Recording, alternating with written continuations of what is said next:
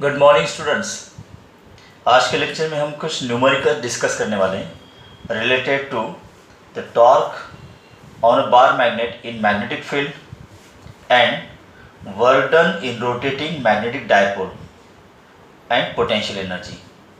चलिए पहला न्यूमेरिकल यहाँ पर a circular coil of 100 turns having radius of 0.05 metre carries a current of 0.1 ampere.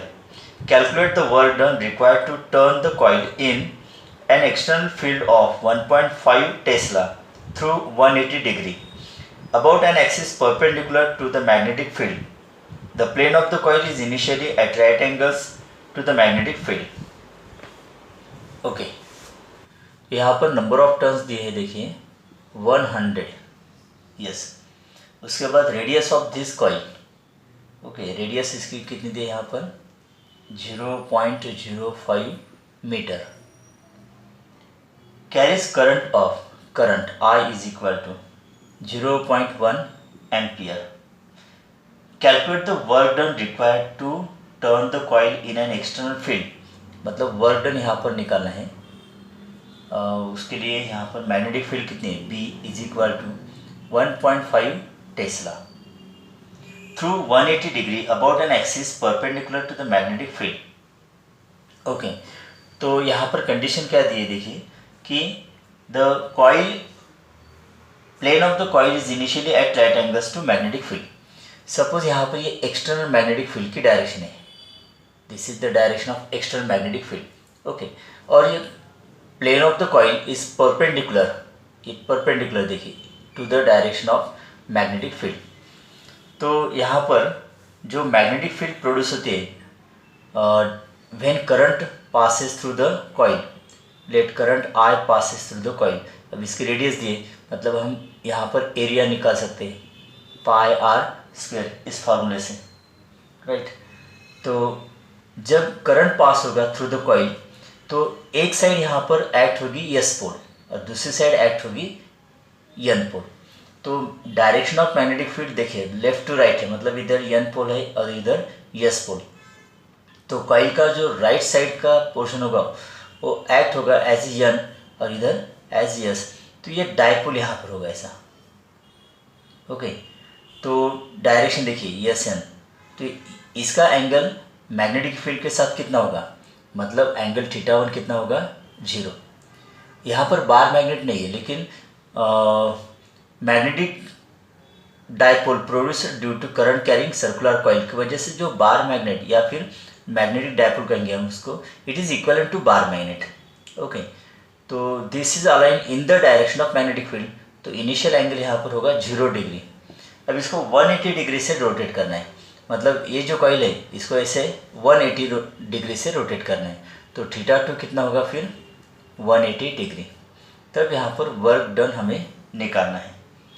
तो जनरल फार्मूला क्या है, देखिए वर्क डन का W is equal to mb in bracket cos θ1 minus cos θ2, ये ना फार्मूला।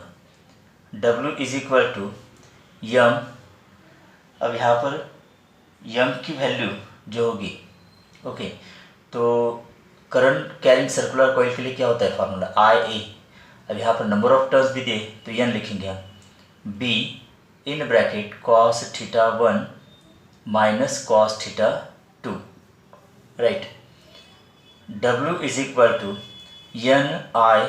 अब A direct value of area तो नहीं दी, तो एरिया कैसे निकालेंगे हम सर्कुलर कॉइल का, तो पाई आर स्क्वायर, इससे pi R square B in bracket cos θ1 minus cos θ2। तो ये फॉर्मूला यहाँ पर यूज़ करेंगे हम, राइट स्टूडेंट। अब देखिए W is equal to n कितना है यहाँ पर 100 इंटू I 0.1 इंटू पाई की वैल्यू कितनी होती है 3.14, ओके, इंटू आर स्क्वेयर। अब देखिए R कितना है यहाँ पर 0.05, तो इसको हम ऐसे लिखते हैं, देखिए R is equal to 5 into 10⁻² metre, बराबर ना, 10⁻² मीटर। तो उसका स्क्वायर कितना होगा 25 इंटू 10⁻⁴। 5 का स्क्वायर 25, 10⁻² का स्क्वायर 10⁻⁴, राइट। उसके बाद b कितने हैं यहाँ पर 1.5, और इन ब्रैकेट cos θ1 मतलब 0 डिग्री माइनस cos 180 डिग्री, इसको कंप्लीट करेंगे। w इज इक्वल टू, अब ये होगा यहाँ पर 100 इंटू 0.1 दैट इज 10, 10 इंटू 15, बराबर ना। देखिए 100 इंटू 0.1 10, 10 इंटू 1.5 कितना होगा 15, तो 15 इंटू 25 इंटू 3.14 इंटू 10⁻⁴। अब ब्रैकेट में cos 0 की वैल्यू 1 माइनस cos 180 की वैल्यू कितनी होती है -1, तो ये ऐसा होगा यहाँ पर, राइट। तो w इज इक्वल टू अगर इसको हम कंप्लीट करते हैं, देखिए यहाँ पर, तो 15 इंटू 25 मतलब 375 होता है, इंटू 3.14 इंटू 10⁻⁴। अब इन ब्रैकेट देखिए 1 माइनस माइनस प्लस हो जाएगा +1, तो ये w इज इक्वल टू, इसका प्रोडक्ट आता है देखिए स्टूडेंट 1177.5, ओके, इंटू 1 + 1 2 इंटू 10⁻⁴। अगर इसको कंप्लीट करते हो तो ये आएगा 2355, okay, into 10⁻⁻⁴, that is w is equal to 0.2355 joule. तो इतना वर्क डन लगेगा इस कॉइल को 180 थ्रू रोटेट करने के लिए, राइट। देखिए स्टूडेंट, और एक न्यूमेरिकल यहाँ पर हम डिस्कस करने वाले हैं।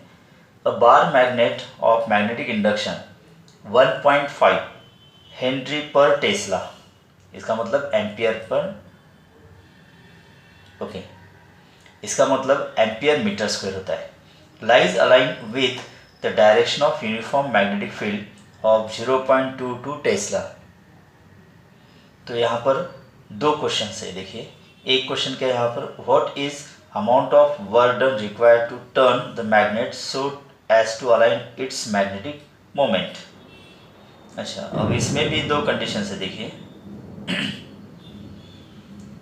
ओके, इसमें भी दो कंडीशन है, देखिए, one normal to the field direction and second opposite to the field direction. और second question B, what is the torque on the magnet in case of 1 and 2, okay. तो ये न्यूमेरिकल है यहाँ पर, ओके स्टूडेंट्स। देखिए ये magnetic field की direction है फ्रॉम लेफ्ट टू राइट।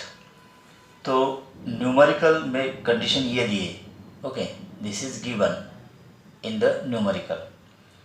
क्या दिया है यहाँ पर, a bar magnet of magnetic moment align with the direction of uniform magnetic field. तो ये एक्सटर्नल मैग्नेटिक फील्ड है, मतलब इधर n पोल और इधर s पोल होगा, राइट। तो फिर ये जो बार मैग्नेट है गिवन कंडीशन,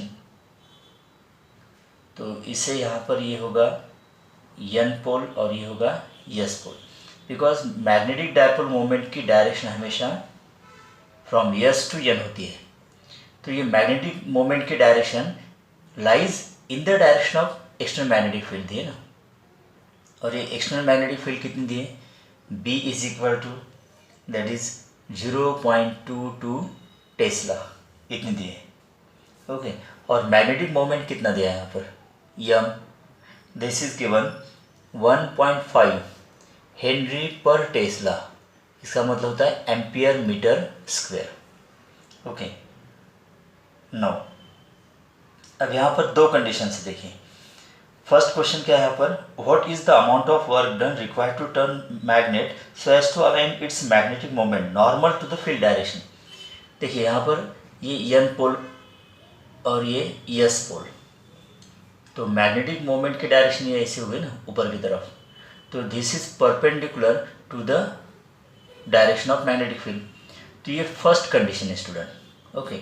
और उसी में देखिए सेकंड कंडीशन क्या है, opposite to the field direction, मतलब अगर इसको इस बार मैग्नेट को हम 180 थ्रू रोटेट करते हैं तो n पोल इधर आएगा और s पोल इधर चला जाएगा। देखिए n यहाँ पर है, s यहाँ पर है, तो उल्टा हो गया ना एकदम। तो ये यहाँ पर सेकंड कंडीशन दी है। मतलब यहाँ पर देखिए फर्स्ट गिवन कंडीशन में θ1 अगर लेते हैं हम तो ये कितना होगा 0 डिग्री। अब सेकंड पोजीशन मतलब फर्स्ट कंडीशन, ओके, तो यहाँ पर जो बार मैंड था वो 90 डिग्री से रोटेट हुआ ना, तो यहाँ पर θ2 कितना होगा, फिर ये होगा 90 डिग्री। और सेकंड कंडीशन में इट रोटेट थ्रू 180 डिग्री, तो यहाँ पर θ2 कितना होगा, दैट इज़ 180 डिग्री। तो दोनों कंडीशन में वर्क हमें निकालना है और टॉर्क भी निकालना है यहाँ पर, राइट।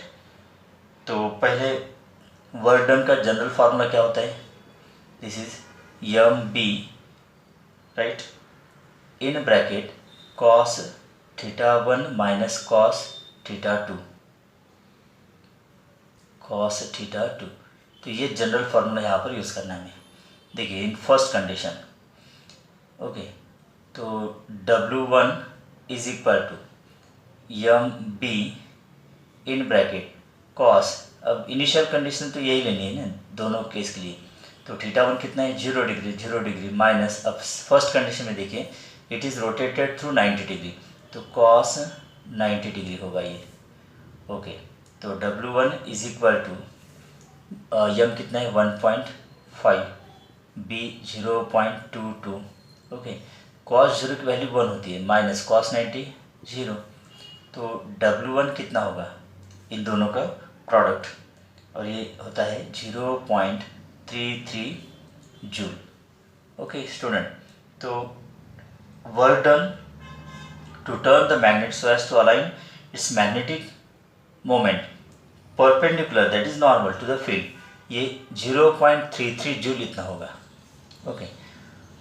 देन अब इसमें सेकंड कंडीशन, मतलब ये ए हो गया ना, यहाँ पर क्वेश्चन ए हो जाता है, इसमें फर्स्ट कंडीशन। अब सेकंड कंडीशन देखिए इसमें, मतलब बार मैग्नेट रोटेटेड हुआ है थ्रू 180 डिग्री, जैसे कि यहाँ पर देखिए मैग्नेटिक डायपोल मोमेंट की direction it is S to N होती है, तो opposite to the external magnetic field. तो यहाँ पर वर्क डन सपोज लीजिए W2 है, तो M B in bracket cos, अब θ1 कितना है जो गिवन है condition 0 degree, okay, minus cos θ2 यहाँ पर कितना लेना है 180 डिग्री, 180 डिग्री। तो W2 इज इक्वल टू, ये सेकंड यहाँ पर लिखेंगे हमेशा, okay, M 1.5 into B 0.22 in bracket, देखिए कॉस 0 की वैल्यू 1 होती है माइनस कॉस 180 की वैल्यू -1 होती है, तो ये माइनस माइनस प्लस हो जाएगा।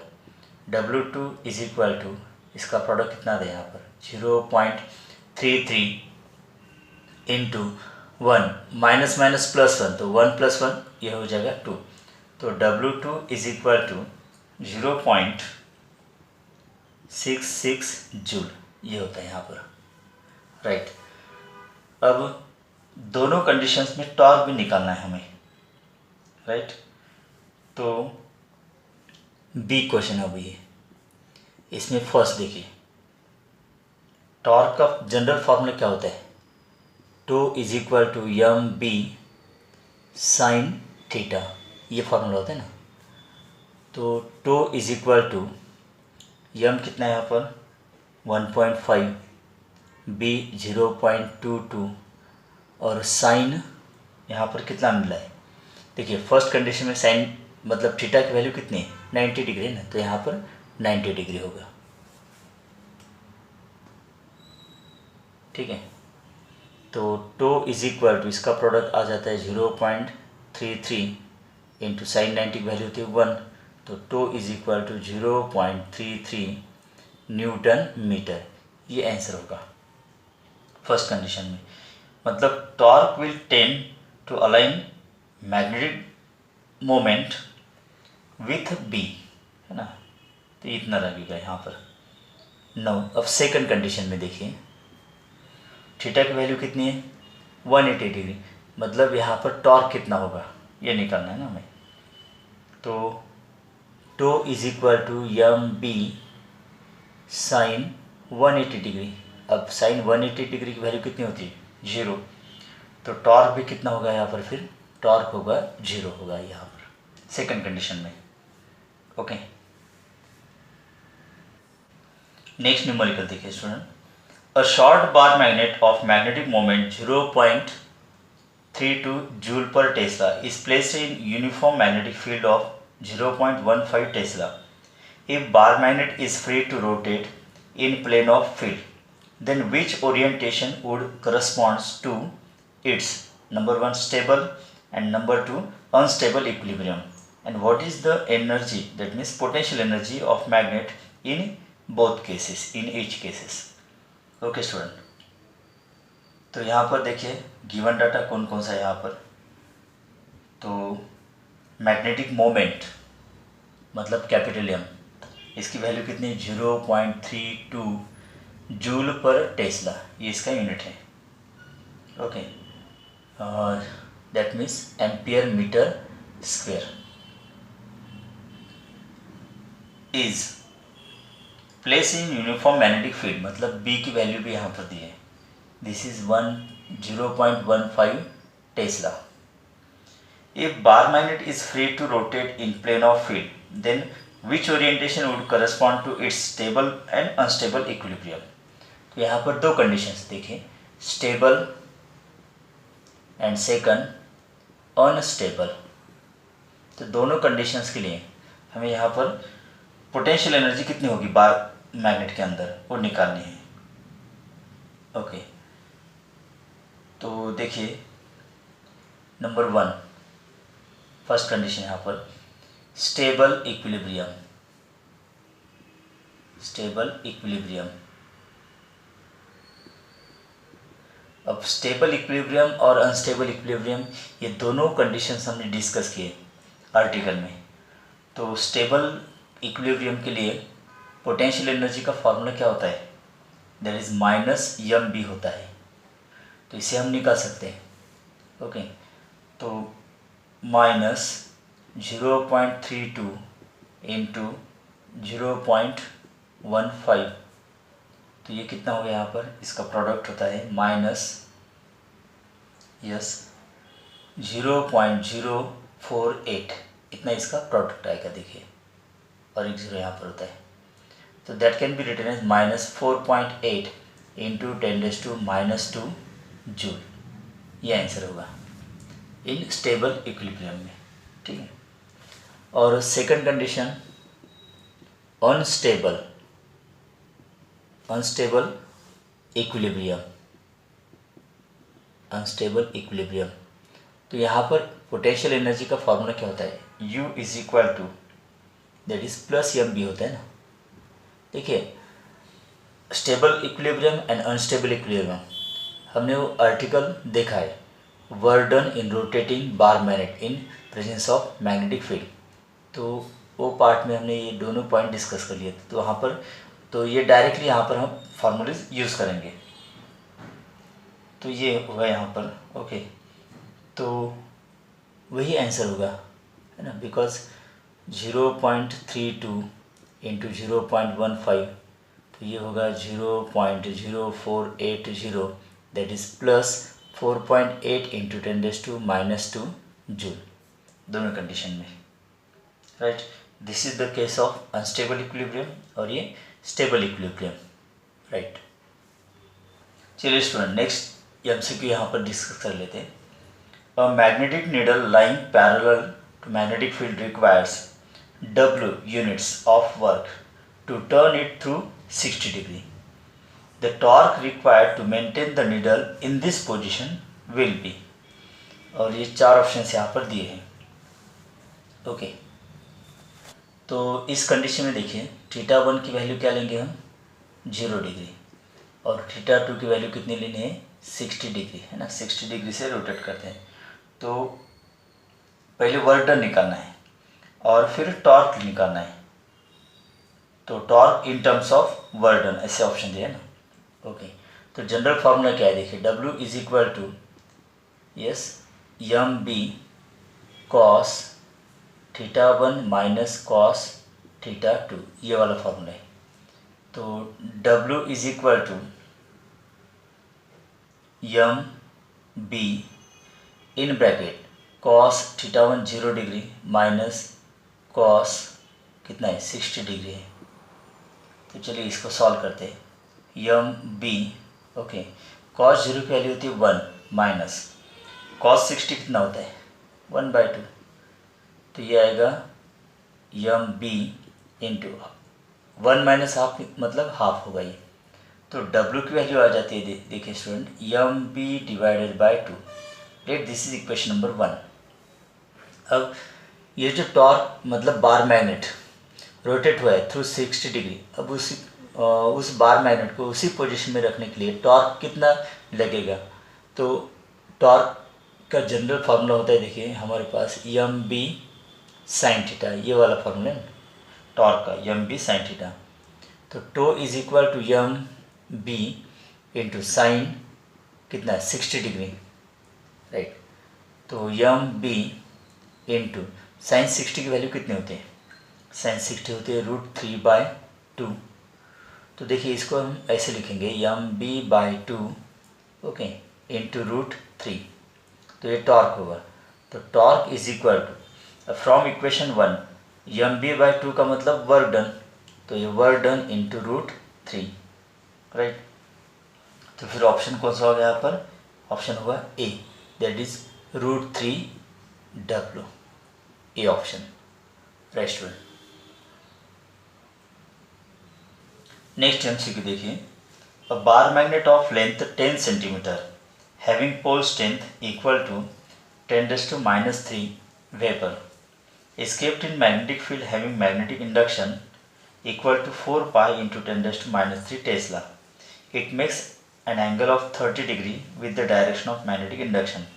The value of torque acting on the magnet.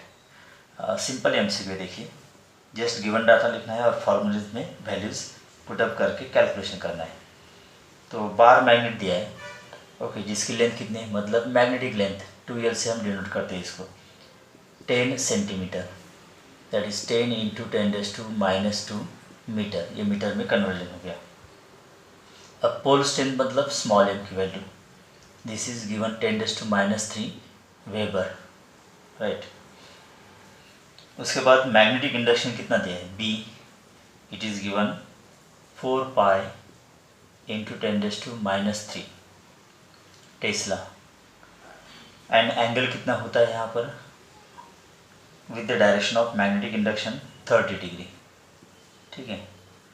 तो वैल्यू ऑफ टॉर्क हमें निकालनी है। तो टॉर्क का जनरल फॉर्मूला क्या होता है, tau is equal to M B sine theta. तो यम मतलब small m into 2L that is pole strength into magnetic length, B sine theta okay. तो अब इसमें वैल्यूज रखिए, यम कितना है 10⁻³ देन 2L मतलब 10 into 10⁻² okay, B 4 pi into 10⁻³ और साइन 30 डिग्री, ठीक है। अब ये 4 पाई इंटू 10 का पावर कितना होगा देखिए, -3 -6। अभी 10 का पावर 1 होता है तो ये -1 बचेगा तो -7 ओके, और साइन 30 मतलब 1/2। तो इसका आंसर आएगा student 2 pi into 10⁻⁻7 newton metre, मतलब option A. Next MCQ, work done in turning a magnet of magnetic moment M by an angle of 90 degree from the magnetic meridian is N times the corresponding work done to turn through an angle of 60 degree where N is। देखिए यहाँ पर पहले case में क्या किया है कि magnet को 90 डिग्री से रोटेट किया है ना। तो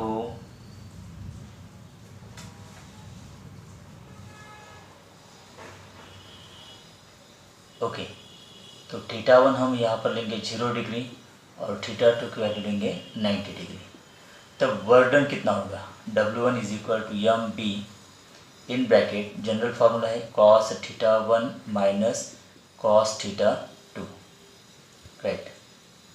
तो फिर W1 is equal to M B in bracket cos theta 1 मतलब cos 0 degree minus cos 90 degree, तो W1 आता है यहाँ पर M B. Why? Because cos 90 की वैल्यू होती है 0, कॉस 0 की वैल्यू 1, तो late this is equation number 1। अब सेकंड कंडीशन में क्या किया है, देखिए कि थीटा 1 तो 0 है, लेकिन थीटा 2 की वैल्यू 60 डिग्री से रोटेट की है। ओके, तो यहाँ पर वर्डन होगा W2। So this is M B in bracket cos 0 degree minus cos 60 degree, right. अब इसको कंप्लीट करते हैं। W2 is equal to M B in bracket, अब कॉस 0 की वैल्यू होती है 1, कॉस 60 की वैल्यू कितनी होती है 1/2, तो 1 माइनस हाफ मतलब यहाँ पर होगा एम बी इंटू 1/2, राइट।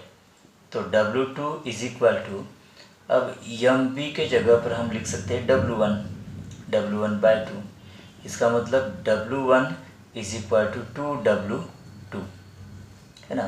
तो फर्स्ट केस में जितना वर्डन हुआ है, तो सेकंड केस में उसका कितना टाइम्स वर्डन होगा, तो ये होगा 2 टाइम्स, तो n की वैल्यू कितनी आएगी, फिर 2 आएगी, राइट। तो ये ऑप्शन है स्टूडेंट्स यहाँ पर B option, right. Next MCQ देखिए स्टूडेंट्स, इंटरेस्टिंग एमसीक्यू यहाँ पर। A coil in the shape of an equilateral triangle of side L is suspended between the pole pieces of permanent magnet such that vector B मतलब magnetic induction की direction is in the plane of the coil.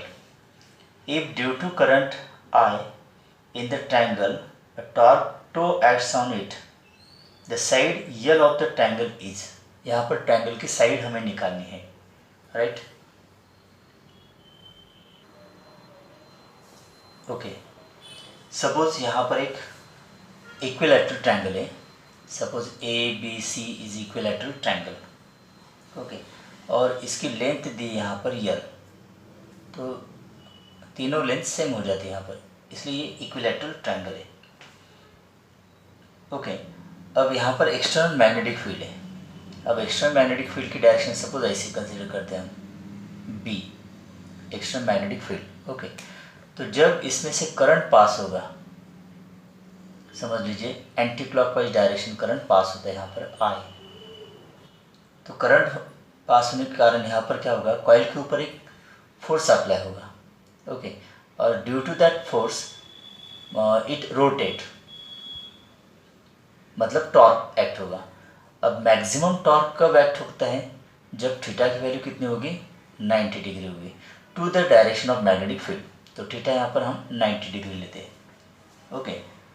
तो चलिए यहाँ पर magnetic field B है, okay. तो torque का general formula क्या होता है, tau is equal to M B sine theta, ये फार्मूला है।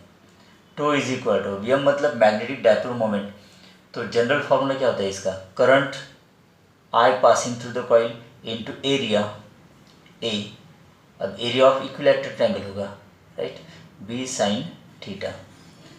देखिए यहाँ पर हमें L निकालना है, और ऑप्शंस में सब I A B, देखिए यहाँ पर करंट स्मॉल I लिया है, ठीक है, हम स्मॉल I के फॉर्म में यहाँ पर इक्वेशन ऑप्टेन करते हैं, राइट। तो L निकालना है ना, तो L कैसे निकालेंगे, देखिए एरिया, यस एरिया। अब इस ट्रायंगल का एरिया क्या होगा, ओके, तो इसके लिए हम क्या करेंगे, देखिए A पॉइंट से यहाँ पर एक परपेंडिकुलर सा ड्रॉ करते हैं, ये perpendicular, late this is D point, okay. तो अब इसका एरिया हम निकाल सकते हैं, तो एरिया क्या होगा students, A is equal to half base BC और हाइट कितनी AD, राइट।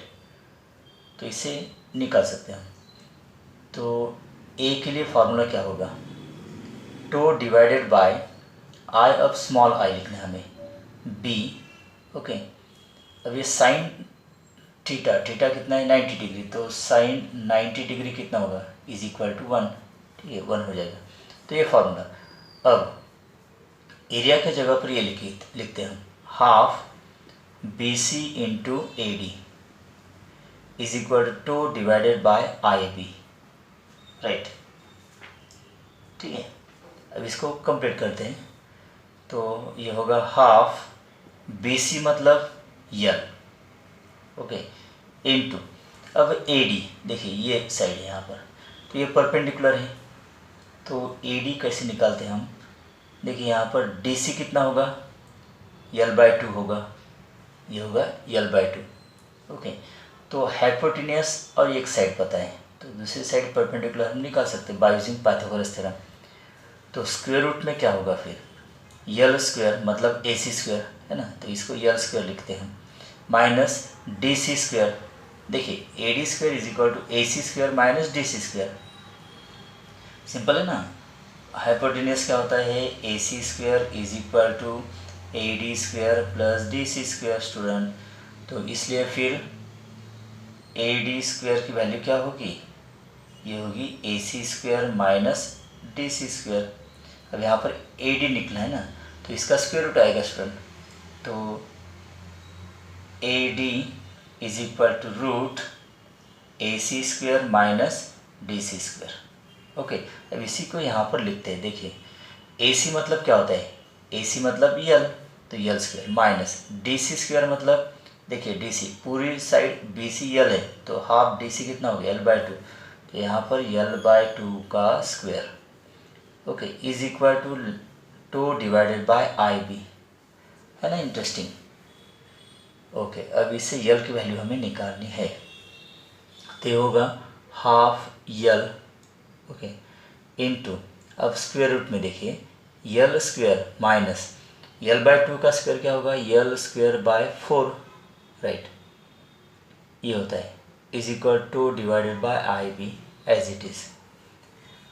अब हाफ यल, ओके, रूट, ध्यान दीजिए इधर 4 L square minus L square 3 L square divided by 4 is equal to 2 I B,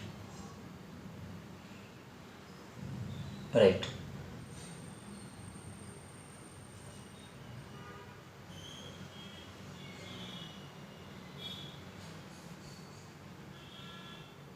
okay, तो half L into √3, okay, L square का square root L आएगा और 4 का स्क्वायर रूट आएगा 2 is equal to 2 I B, right. अब देखिए यहाँ पर यल इंटू यल स्क्वायर हो जाएगा, इज इक्वल टू 2 इंटू 2 4 इधर लेके आइए, तो ये 4 टाइम्स होगा, और ये √3 इधर लाइए, √3, 2 डिवाइडेड बाय आई बी, ये होगा ऐसे, राइट। अब देखिए यल इज इक्वल टू मतलब इसका स्क्वायर रूट निकालना है हमें, ओके, तो इसको ऐसे लिखते हैं 4/√3 into 2 divided by I B, और इसका पावर क्या होगा 1/2, स्क्वायर रूट मतलब पावर कितना होता है 1/2 होता है ना, ओके। तो फिर यल इज इक्वल टू, अब इसमें 4 है तो 4 का स्क्वायर रूट कितना होगा 2 होगा, और ब्रैकेट में क्या रहेगा फिर बचेगा फिर 2 डिवाइडेड बाय √3 आई बी, और इसका पावर होगा 1/2, राइट। तो ये कौन सा ऑप्शन है यहाँ पर स्टूडेंट, तो ये ऑप्शन है बी, राइट, तो ये इसका आंसर होगा।